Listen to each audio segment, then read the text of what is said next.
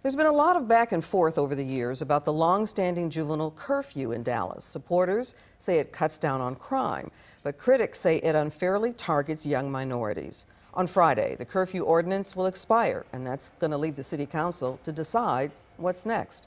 Fox 4's Alex Boyer live at Dallas City Hall to give us a closer look. Alex.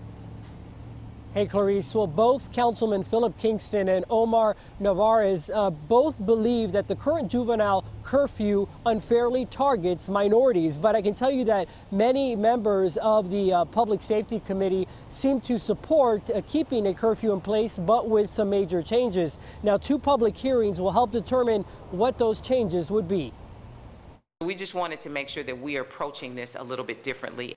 Dallas Police Chief Renee Hall speaking to the city's Public Safety and Criminal Justice Committee about the future of the city's controversial juvenile curfew. There's an overrepresentation of Latino youth in curfew citations. Come Friday, the current ordinance expires. That means Dallas police officers will no longer have the authority to stop and cite juveniles in violation. The Dallas Police Association isn't happy. I think the last thing we need is young juveniles running the streets at 3 a.m.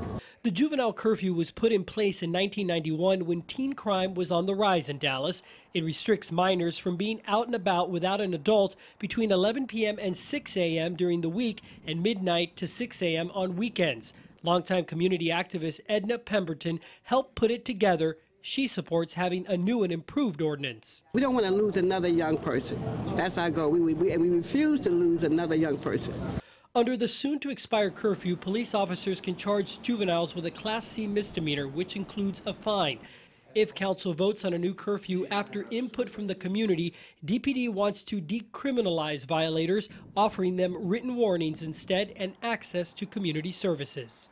We can have a better ordinance that allows us not only to still engage youth that are out during the hours of the curfew, but provide some options for our officers to help provide services and get them help, as opposed to just writing them a citation that comes with a fine. And with the town hall meeting, we're going to find out what is really going on and how can we help.